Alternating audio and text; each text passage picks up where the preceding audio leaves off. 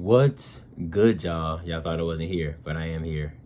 It's just we finished way, way later in the day than I was intending on finishing. But right now, guys, it is 4:42 a.m. and normally I do this at like one. I do these at 1 o'clock or whatever, but not today.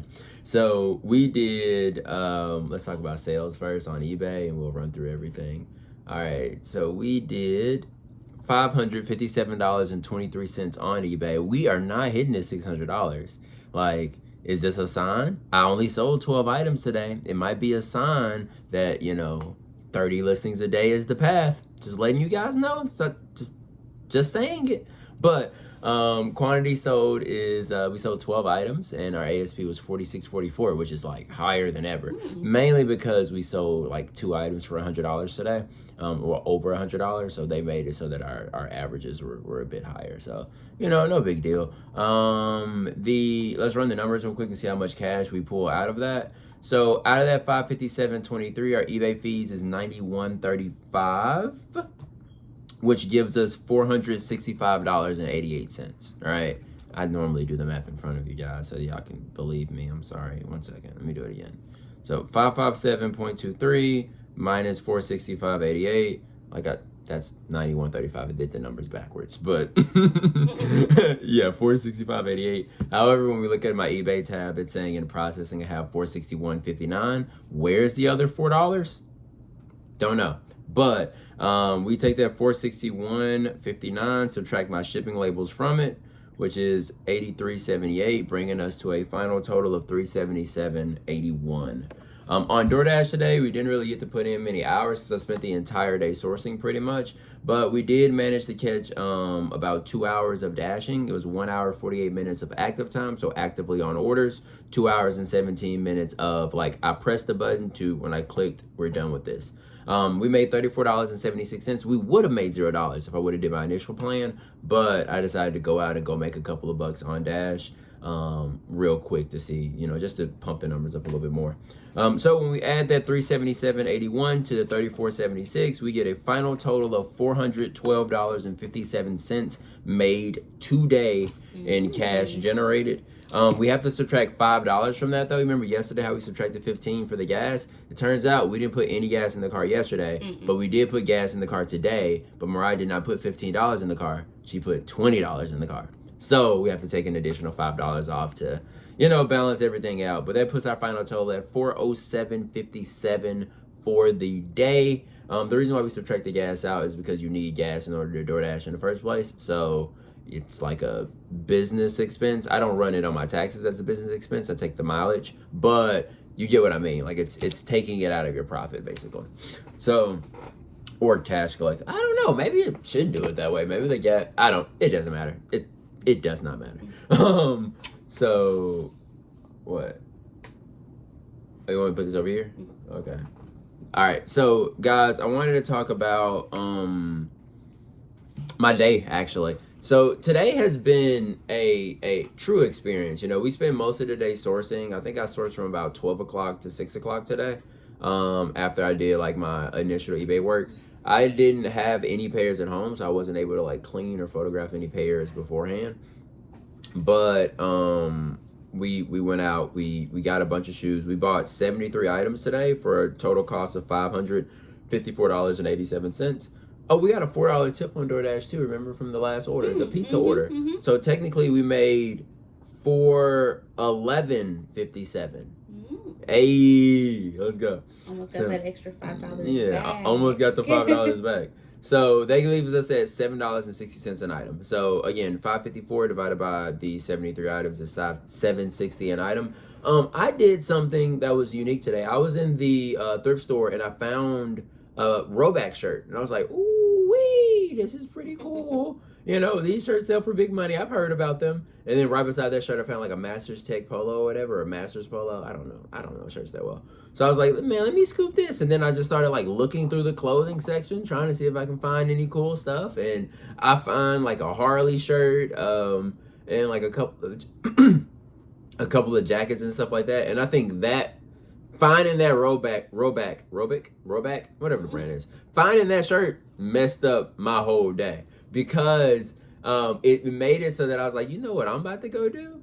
Every store I go to after this, I'm looking through the shirts so I can see, will I find another Roback shirt, you know? So I go to the next store, the Salvation Army, and their clothing is super cheap. It's like $1.99, and I find like some vintage jackets from the '80s, and they do have some confirmed sales at like $60 to $80, and I bought them for like $7.99 a piece.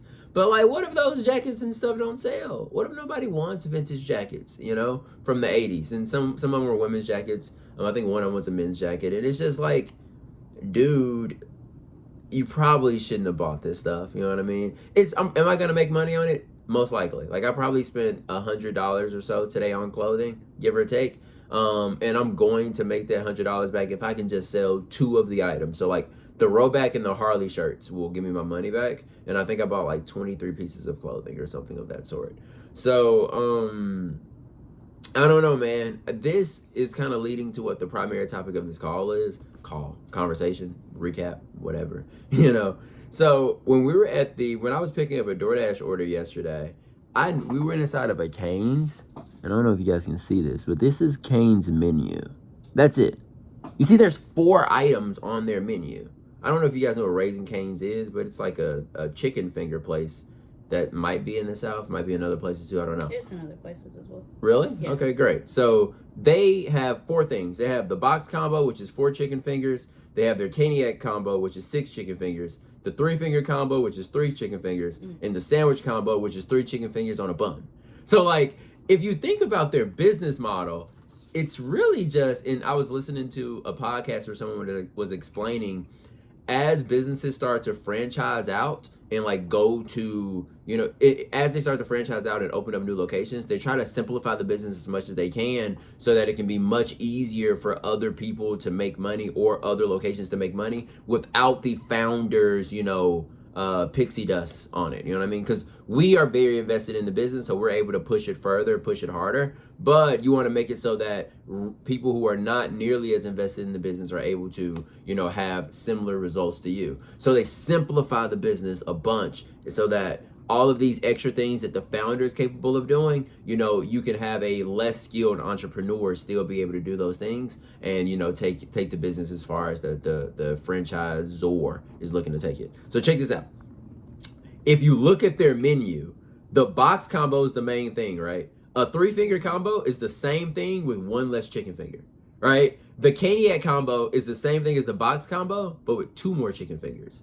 Like, their kids meal is the same thing as all that other stuff, but with 2 less chicken fingers. The sandwich combo is the same thing as everything else, but it has a bun on it. Like, that's it. And then they have their drinks and so on and so forth. But like, they kept it so simple. Like, their business is so ridiculously simple. There's 4 items on the menu. And you would think Raising Cane's with 4 items on their menu don't make that much money. But I think we ran the numbers, and it said in 6 months they did $2.1 billion in sales. Let me look. Raising Cane's revenue. They did, I think it was 2.1 billion, right? 2.3. Yeah, you're right, 2.3 billion. It was 2.3 billion in 6 months. And they're like, if they continue that trend, they'll hit $4.6 billion in revenue over the course of the entire year. Now, it was actually kind of difficult to find their revenue numbers, like their total revenue numbers. So like, don't like fully quote me on that, but they are definitely making B's, you know, in some degree of the number. And they do that with 4 items on the menu. And like, the menu is the same thing. It's like, oh, you want more chicken fingers? Here, get 6. Oh, you want fewer chicken fingers? Here, get 3. Like, and that's it. Oh, you want your chicken fingers on a bun? Here, take this. And I feel like that's like the opposite of what I did today. You know what I mean? Like, today I was like, hey, I could go out here in these streets and go get a bunch of shoes, bust through these stores super quick. Because when it comes to shoes, guys, I can look at any rack of shoes, kind of. It depends on as long as it's within the type of stuff that I pick up. Like, if it was Jordans or something, I'd struggle a lot more. But as long as it's the things that I tend to pick up, which is like everyday shoes that are ranging between $20 to $75 or so, those shoes, if I'm looking at a rack that has those on there, I will be able to tell what I should pick up and what I don't need to pick up without having to pull my phone out at all. if I'm looking at shirts, I have to look up so many different things just to be like, this is a good shirt, this is a bad shirt, these are bad, these are good, so on, because like I just don't know, it's not already downloaded. And now I'm like faced with two choices. Choice one is download that information, go into the shirt section and see if you can make a bunch of money, right? Or do what Raising Cane's has done, a $1 billion company, and simplify the menu. Their menu is chicken fingers, more chicken fingers, fewer chicken fingers with bread on it. Like, and that's it. Like, that's it. And for me, does it need to be shoes, but for women, shoes, but they are for summertime, shoes, but they are for wintertime. And that's it. You just do that every year where you go and you just run up the scoreboard. More and more of shoes, and you just win. Or do I blend these things together and make it so that, because I am the founder, right? I do have I'm the person that needs to make the money or whatever. Do I just take that and go, we do pick up the rollback shirt when we do scroll through the section and see if we can find anything good, Or do I just hop into these stores, get exactly what I need, and then leave and go to the next store and do it again and do it again and do it again? Because I have no need to knows for shoes. Like, I already know what I need to know for shoes. I know what works, and I just have to continue selling similar off of what works. I just have to continue repeating, successful actions. And that's what Raising Cane's has done. They went, people like these 3 chicken fingers, let's add 4. People like these 4 chicken fingers, let's add 6. People like getting 6, let's add a tailgate option where people can get 30. People like getting 30, let's get them 50. Like that's what they did. So, like, for me, is it just continue repeating what I'm doing with the shoes and ignore every other category entirely? Or do you follow the, like, you don't want to just be leaving this profit here when it's there and you can make a quick, $60 on a rollback shirt or $40, whatever price. They sell for between like $40 to $60 or so on that shirt for after taking 9 sets of photos, So I just think that, but then how much time did you spend going through the sections looking for shirts after doing that? And is that extra time worth the payout that you're going to get? I don't know. So that's kind of where I'm at today. I'm really trying to figure out, like, what does repeating successful actions mean?